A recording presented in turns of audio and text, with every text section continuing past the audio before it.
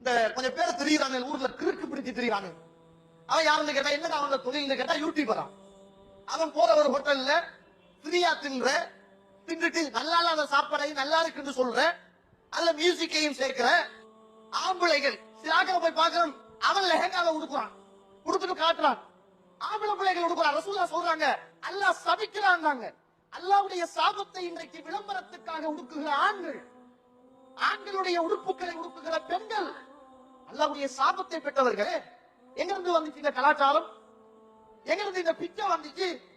அல்லாஹ்வுக்காக உங்கள்கிட்ட கெஞ்சி கேட்கிறேன், நீங்க திருமணம் முடிக்கிறதாக இருந்தா, குருடனா இருந்தாலும் செவிடனா இருந்தாலும் ஈமானோடு இஸ்லாத்தோடு பார்த்து முடிங்க.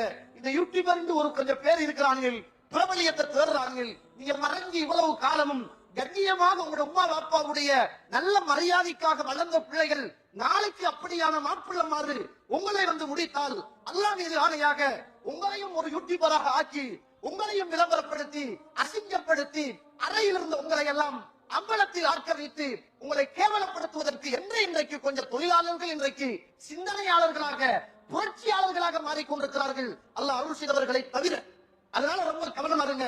அல்லாஹ் கிட்ட துஆ கேட்டுக்கங்க. இதுதான் ஒரு மிக மோசமான ஒரு காலகட்டம் நிறைந்த சோதனைகள் நிறைந்த ஒரு காலகட்டத்தில் வாழ்கிறோம். மேற்கத்திய சிந்தனை